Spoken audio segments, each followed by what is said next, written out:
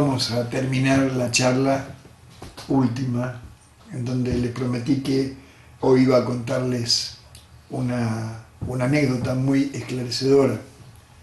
Les pido por favor que presten mucha atención. Si por ahí no es un día bueno para ustedes, déjenla para después si esto no se borra. Trate de estar atenta porque es un tema realmente, para mí fue, como les contaba, la charla última, fue muy difícil decidir incluirlo, pero como les contaba, tuve necesidad de incluirlo después.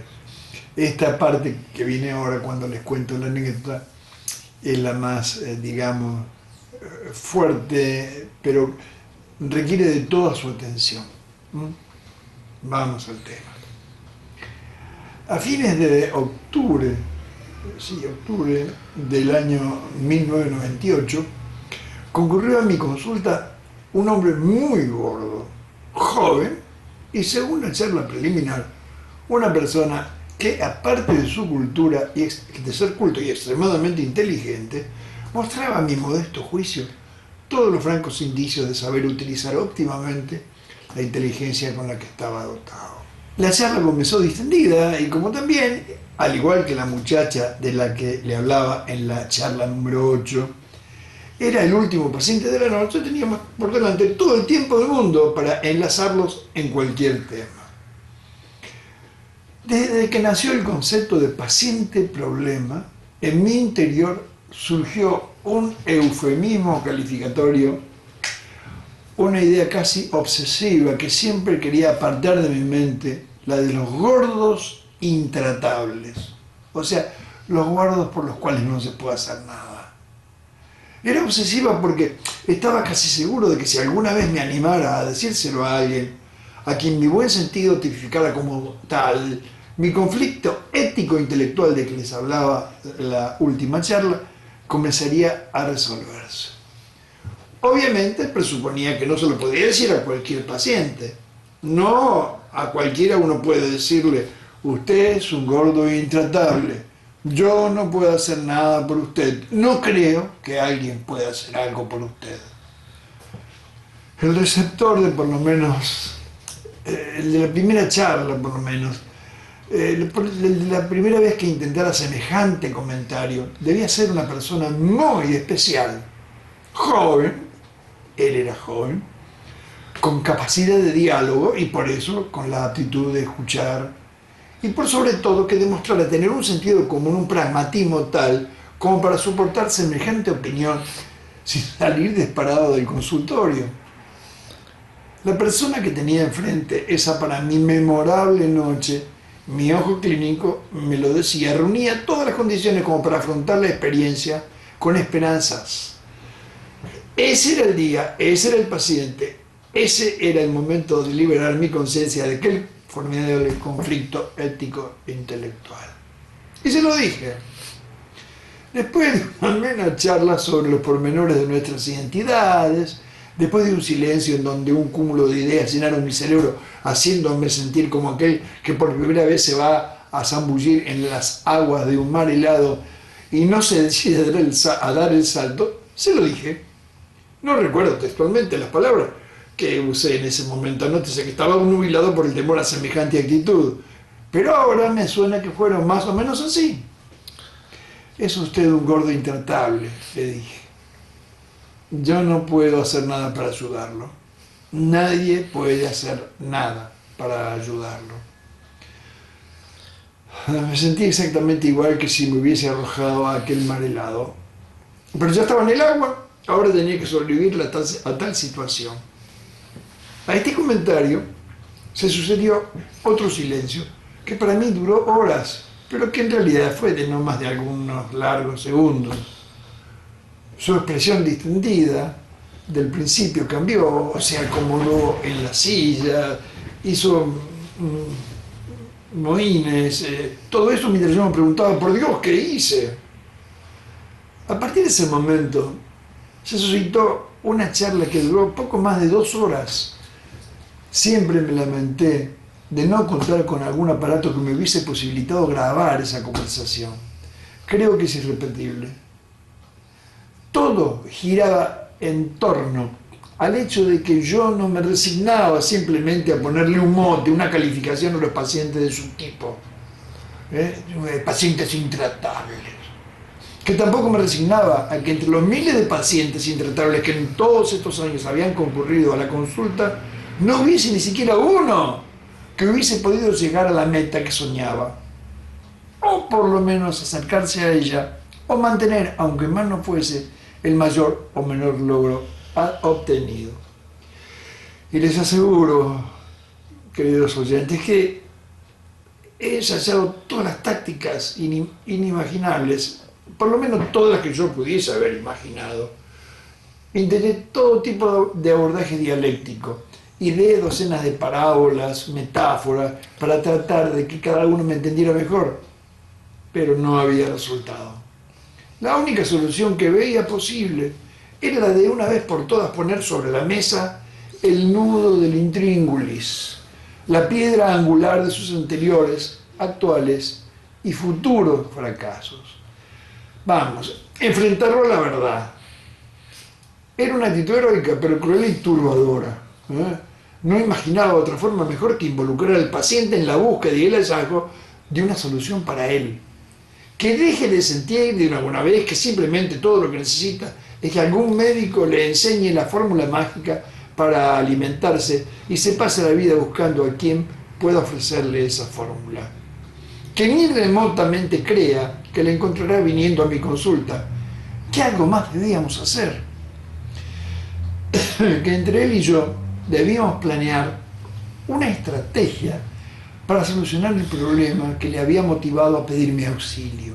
Y que, si al fin lo lográbamos, habríamos hallado el modo de ayudar a miles como él. Se me ocurrió, y se lo comenté, que como primera medida debería escuchar mi vieja teoría de los dos capitanes, que dice más o menos así. Cuando el mar se encuentra en calma chicha, el barco puede ser piloteado sin ningún inconveniente por el último de los polizones. Pero si la nave se enfrenta a una feroz tormenta y tiene dos capitanes, se hunde. Esta parábola, que uso muy a menudo para muchas circunstancias de mi vida y de la gente que me rodea y de mis pacientes, surtió un agradable efecto. El planteo era simple. Imagine, le dije, que no está usted en un consultorio médico, sino en el puente de un barco cuyo destino es transportarlo al país de los delgados. Sabiendo que la travesía estará asignada por terribles temporales, si uno de los dos no toma el mando absoluto, si el navío es conducido por ambos, con el mismo grado de autoridad, jamás llegaremos al puerto. O nos hundiremos o deberemos emprender el regreso mucho antes de arribar a la meta. La idea era que si no se sometía a un verticalismo absoluto, no arribaríamos jamás a un final feliz. Yo dirigiría la nave y él no sería más que un subordinado que acataría todas mis indicaciones sin siquiera opinar, salvo que yo pidiera su opinión.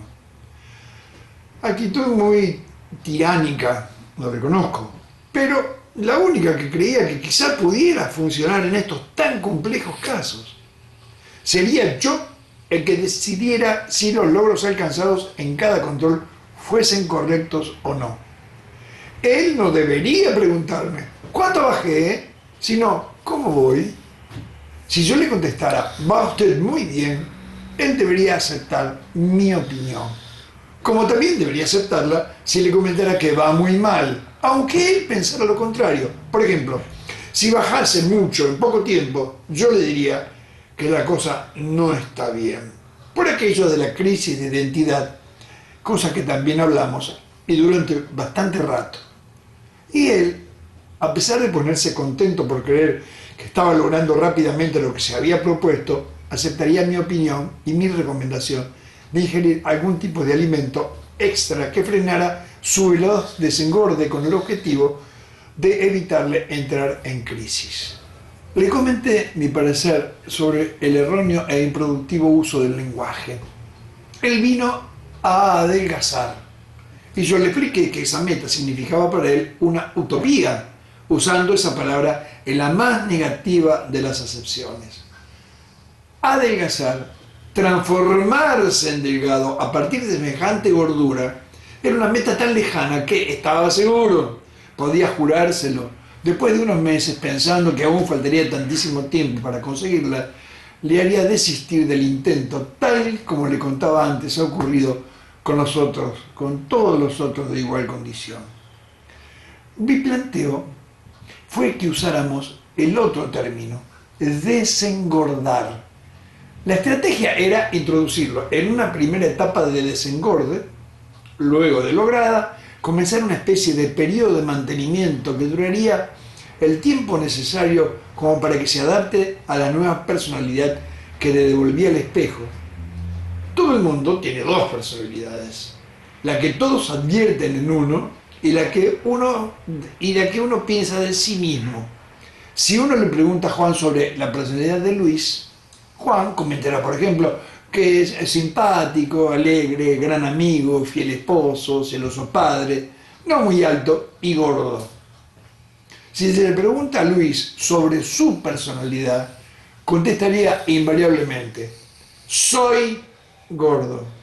Creo que alegre, fiel esposo, etcétera, etcétera.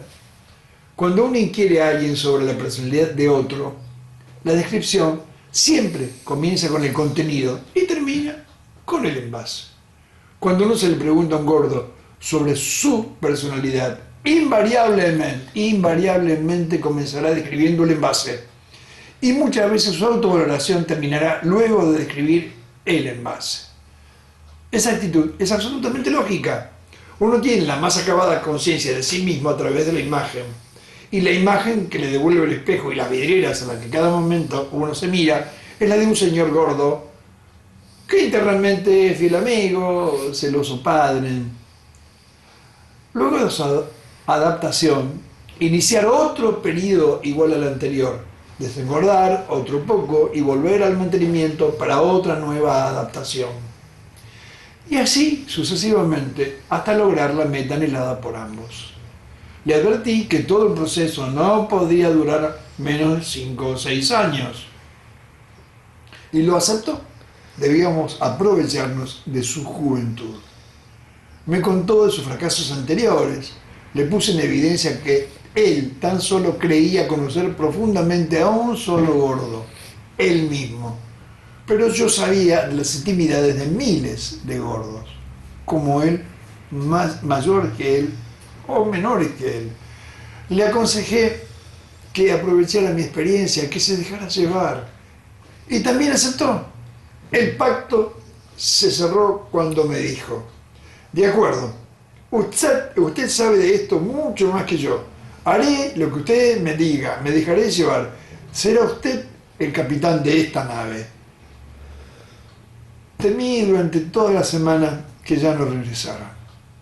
Mi temor era lógico, jamás se le había pintado a ninguno de mis pacientes su realidad en forma tan descarnada, máxime que todo fue dicho en la primera consulta y tan solo algunos segundos después de conocerlo, algunos momentos después de conocerlo. Pero el jueves siguiente estaba allí a la hora en que habíamos acordado. ¿Cómo voy?, me preguntó después de realizar los controles de rutina. Estaba cumpliendo con lo pactado. Siguió concurriendo a todas las citas puntualmente. Todo marchaba muy bien. Nos hicimos amigos.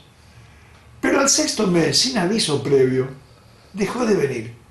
Como no era su costumbre ese tipo de ausencia, me alarmé y le pedí a mi secretaria que llamase por teléfono. La excusa que esgrimió era totalmente comprensible y hasta disculpaba que ni siquiera nos hubiese comunicado su imposibilidad de concurrir.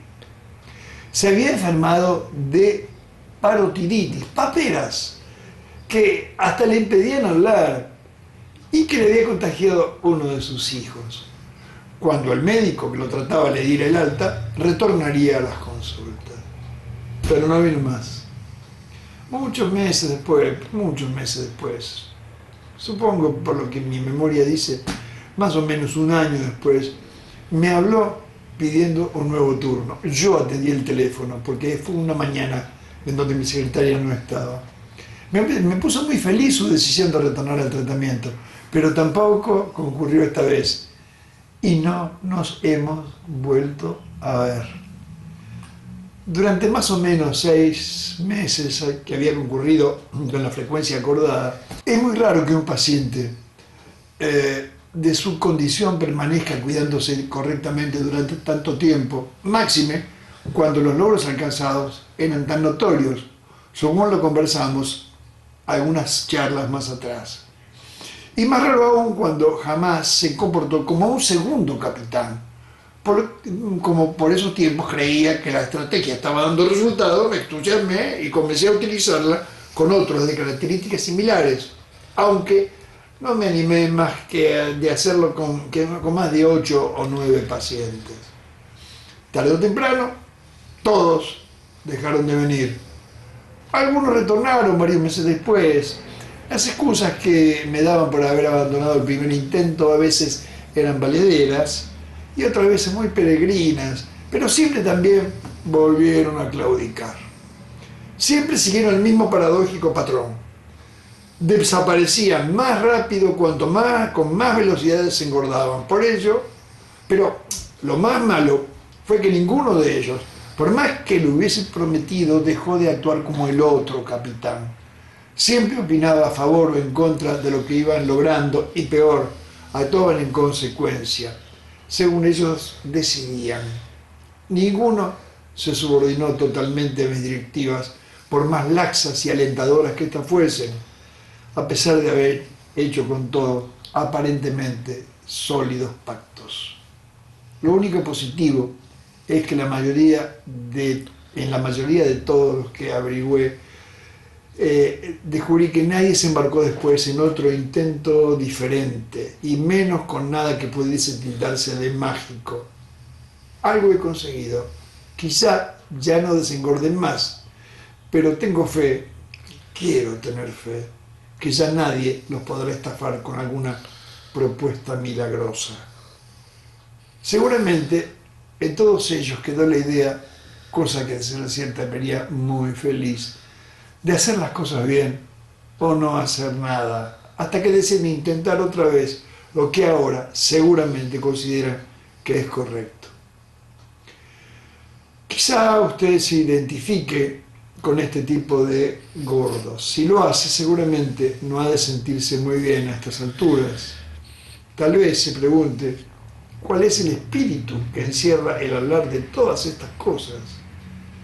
Cuando algunas veces cavilaba sobre cómo darle forma a esta hipótesis, mi pensamiento dejaba de funcionar cuando automáticamente, cada vez que pretendía imaginar cómo darle fin a este capítulo, digamos. Es muy popular que no es difícil montar a un tigre. Lo realmente peligroso es apearse de él. Me siento como si tuviera los lomos de la fiera y que ha llegado el momento de bajarme, cosa que en realidad me atemoriza.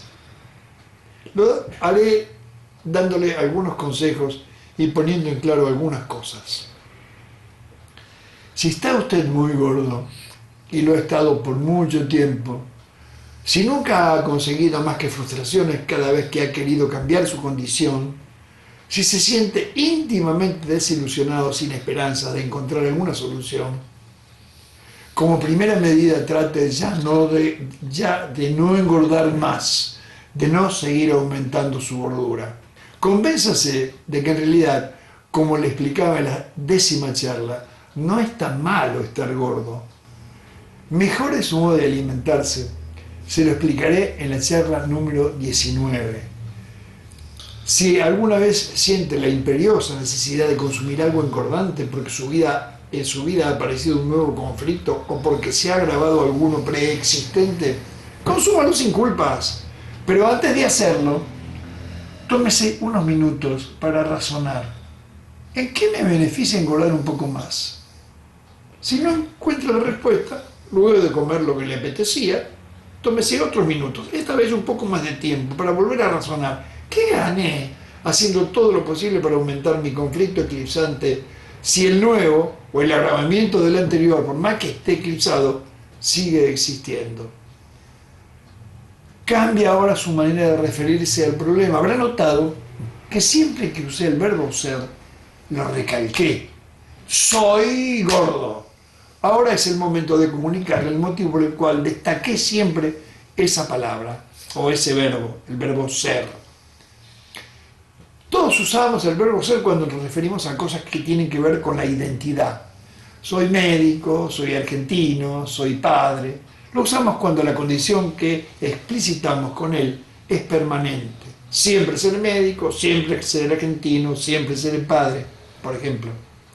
El verbo estar, al que nunca destaqué, lo utilizamos para todo lo que es transitorio, para lo que dejará tarde o temprano de suceder. Estoy cansado, estoy confundido, estoy alegre. Esas expresiones tienen en nuestra mente un concepto implícito de transitoriedad.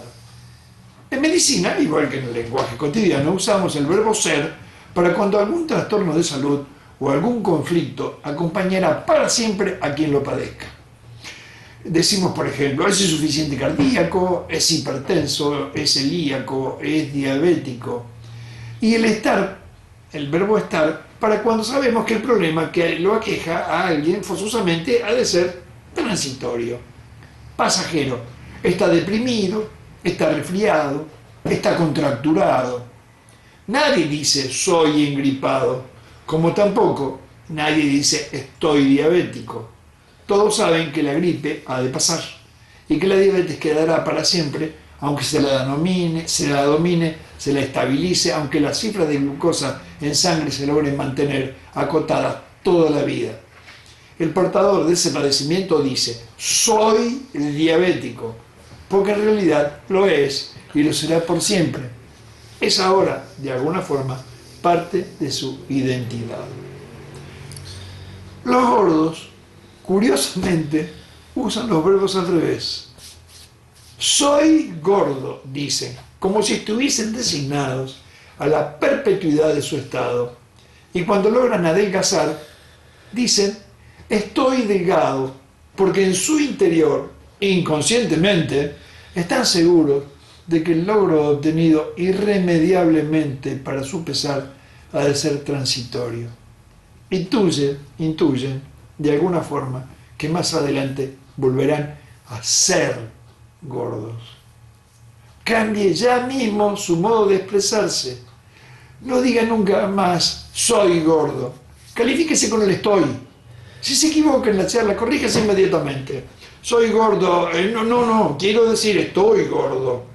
Esta tan simple actitud que le va a parecer sonsa, una actitud sonsa, es muy importante. Cuando se le haga hábito, ha de producir muy interesantes beneficios. No busque soluciones mágicas. Si no se hace uso del sentido común, nada resulta. Y resultar en estos casos significa únicamente perpetuar los logros alcanzados. No importa la calidad de los logros. El logro que haya alcanzado tiene que perpetuarlo. Métase en la cabeza que lo que usted necesita no es adelgazar, sino no volver a engordar nunca más después de haber adelgazado, o aunque más no sea, después de haber desengordado. No se deje engañar por las publicidades que muy hábilmente realizadas se basan tan solo en la rapidez de los resultados de algún método. ¿Qué pretende? Entrar en una furibunda crisis de identidad, no soportarla, volver a engordar y embarcarse en otra torturante frustración. Ya vimos que el proceso de adelgazamiento tiene tiempos máximos de progreso que nadie puede acelerar con métodos lógicos racionales, exceptuando el aumento del gasto energético, con ejercicios o con caminatas, por ejemplo. Si alguna vez concurre a algún médico que le inspire confianza, cuya propuesta le atrae por lo lógica, por el sentido común que muestra, déjese llevar. No pretenda ser el segundo capitán. No llegarán a puerto si deciden los dos cogobernar la nave. Si se siente identificado como alguien que utiliza su gordura como un conflicto eclipsante, no trate de resolver usted solo su incapacidad de adaptarse a los conflictos del segundo tipo. pida ayuda a alguien especializado, un psicólogo por ejemplo, plantándole su problema así, simple y llanamente. No sé adaptarme a vivir con los conflictos de mi vida cuyas causas desencadenantes no pueden ser eliminadas. Quiero que me diga si puede usted ayudarme a entrenarme para que pueda adaptarme a convivir con ellos y así resolverlos. Jamás se compare con otras personas de su entorno. Así como no es para nada gratificante y consolador que su hermano esté más gordo que usted, no ha de ser peyorativo que su amiga esté más delgada, o que en realidad esté menos gorda, o que quizá sea delgada. Si decide cuidar su alimentación, esto lo va a poner en principio en contra de lo que le voy diciendo, lo que le voy a decir, pero es importante, escúcheme bien. Si decide cuidar su alimentación, no se lo cuente a nadie. Por lo menos a las personas que pueda evitar contárselo, no se lo diga. Esto va a parecerle muy absurdo. Trate de disimular los logros que va obteniendo, usando ropa que le ajusten, por ejemplo. Eso evitará comentarios como «qué delgada» o «qué delgado estás», que aunque resulten muy halagadores, no son más que formidables puntapiés a su inconsciente, porque a estas alturas ya se habrá convencido que es él, su inconsciente, el verdadero dueño de su grasa. La mayoría de las veces en que un gordo acude en busca de ayuda a algún profesional, no es porque su inconsciente lo envía, sino porque simplemente lo deja ir. Él, su inconsciente, sabe que lo que logre no ha de durarle mucho. Contra semejante enemigo es que hay que luchar. Perdóneseme la crudeza de todos estos comentarios, pero no estoy exponiendo más que la evidencia. Es la verdad. Usted sabe que es la verdad. Y la verdad muchas veces es cruel. Por eso el éxito del engaño. Y el más importante de los consejos. Por favor, este creo es el más importante de todos los consejos que le acabo de dar. Jamás, nunca, jamás tome algún medicamento que tenga por objeto quitar el hambre. En la próxima charla le contaré algo con respecto a las anfetaminas. Esos son los medicamentos que producen tan deleznable efecto, que seguramente hará, eso espero, que jamás decida consumirlas, ni le permita a nadie que ame que lo haga. Y si ya las ha consumido, habrá de espantarlo, pero ¿qué quiere que yo haga? Sabemos que cruel es a menudo la verdad, y nos preguntamos si el engaño no es más consolador. Y el último consejo, siga escuchando estas charlas. Por favor, no abandone aquí este trabajo mío. Vuelvo a pedirle, téngale paciencia. Y le vuelvo a asegurar, verá como al final nos haremos amigos. ¿Se ha dado cuenta de que hay muchas cosas que usted puede hacer por usted mismo? Siempre le digo a mis pacientes que estoy de acuerdo con que la gordura es mala, pero que estoy convencido de que lo malo de ella no está en sí misma, sino en que obliga a quienes la llevan a someterse a torturantes tratamientos, la mayoría de los cuales son mucho más nefastos que la propia gordura, y que ninguno ha de tener un resultado feliz si previamente no está preparado para el cambio. Otra vez le pido, si le gusta todo lo que está escuchando hasta ahora, por favor, compártalo con sus amigos. Denle un like y suscríbase, porque le aseguro que vienen temas muy interesantes. Por favor, no falte la próxima. Nos vemos. Chao.